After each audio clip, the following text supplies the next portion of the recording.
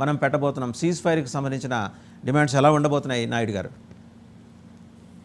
ఇది ముందు ప్రెడిక్ట్ చేయటం కష్టం. మనకు డిమాండ్స్ ఏమి పెట్టే పరిస్థితుల్లో మన ప్రభుత్వం ఉందని నేను అనుకోను.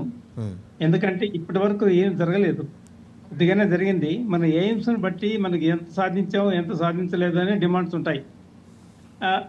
ఐ డోంట్ థింక్ ఆ డిమాండ్స్ పెట్టే వరకు మనం వెళ్తామని నాకైతే అనిపించదు. ఎందుకంటే ఇది ఈజ్ ఆఫ్ ద వే. మన ఎయిమ్స్ ఇంకా పూర్తి కాలేదు. అది అయితే కానీ ఒక నిర్దిష్టమైన దీనికి రాము.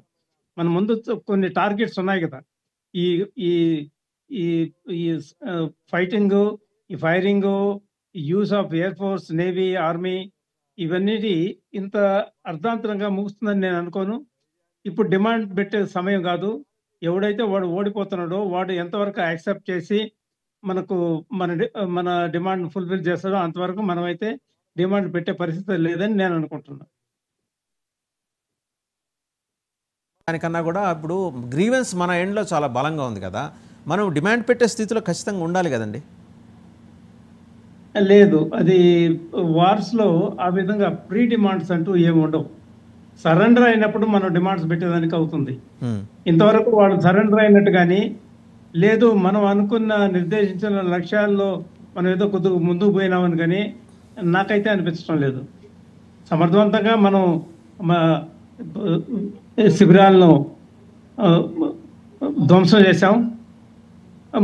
మన ఎయిమ్ ప్రకారంగా కొన్ని చోట్ల మన బాంబులు కానీ మన రాకెట్లు కానీ ప్రయోగించాం.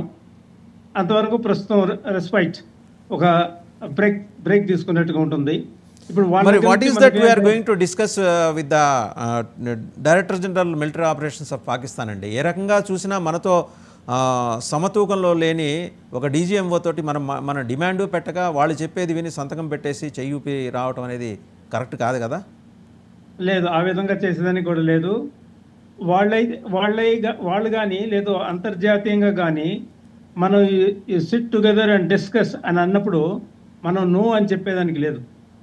ఆ పద్ధతి ప్రకారంగా మనం ఇప్పుడు దాని డిస్కషన్స్ కూర్చుంటున్నాం.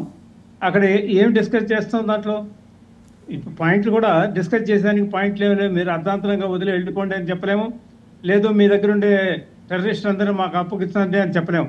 ఎందుకంటే ఇవన్నీ జరిగే వ్యవహారాలు కావు, డిస్కషన్ పాయింట్లు కావు అవి. Sir, does it not send wrong signal? ఇప్పుడు ఆ డీజీఎంఓ ఏమాత్రం మనతో సమతూకంలో లేని ఒక డీజీఎంఓ ఒక టెర్రరిస్ట్ దేశం నుంచి కాల్ చేసి లేదండి we go for cease fire అని చెప్తే దాన్ని నమ్మటమే పెద్ద తప్పని చాలామంది అక్రాస్ ద కంట్రీ అంటున్నారు. అలా చెప్పి 3 గంటల వ్యవధిలో మళ్ళీ దాని ఉల్లంఘనకి వాళ్ళు పాల్పడ్డారు. అలాంటి వాళ్ళు వచ్చి మాట్లాడుతానంటే వాడిని నమ్మేదలా సార్? వాళ్ళని ఎప్పుడే నమ్మకూడదు మనం. కాదంటే నార్మ్స్, ఇంటర్నేషనల్ నార్మ్స్ ప్రకారంగా లేదు, ఇంటర్నేషనల్ లీడర్స్ ఎవరన్నా కొద్దిగా సజెస్ట్ చేసినట్టుగా మనం మీ డీజీఎం స్థాయిలో మీరు డిస్కస్ చేయండి అంటే అవుట్ రైట్గా మనం దాన్ని రిఫ్యూజ్ చేసేదానికి లేదు కదా. కూర్చున్నాం, ఏం మాట్లాడతారో చూస్తాం, వాళ్ళు ఏం అడుగుతారో చూద్దాం.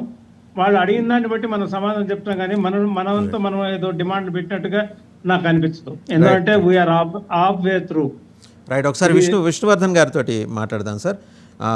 విష్ణువర్ధన్ గారు, మనం దేశం టు దేశం డీజీఎంఓలు కూర్చొని మాట్లాడుకుంటే పద్ధతి, కానీ ఒక టెర్రరిస్ట్ అవుట్ఫిట్కి వాళ్ళకు డీజీఎంఓ ఉన్నాడు. అదొక అవుట్ఫిట్, అది just it's an outfit, rogue state and sick minds తోటి ఉన్న వాళ్ళందరూ అక్కడ ఒక జమై ఉన్నారు, ఒక గుంపు. అక్కడ జస్ట్ ఆటవికుల కన్నా దానికన్నా పూర్వపు వాళ్ళు వీళ్ళు, ఆ సంతానం వాళ్ళు, ఆ జాతికి సంబంధించిన వాళ్ళతోటి మనం డిమాండ్ పెట్టకుండా కూర్చుంటే వాడు దాన్ని అడ్వాంటేజ్గా తీసుకుంటాడా లేదా?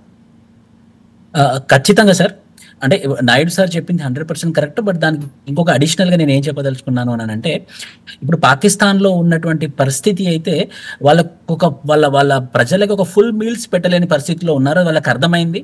అందుకే వాళ్ళ ప్రైమ్ మినిస్టర్ కూడా నేషనల్ అసెంబ్లీ ఆఫ్ పాకిస్తాన్లో కూడా చాలా క్లియర్గా చెప్పారు, మేము ఎకనామికల్గా డౌన్ అయిపోయాం, ఆర్మీ కూడా మీ యుద్ధం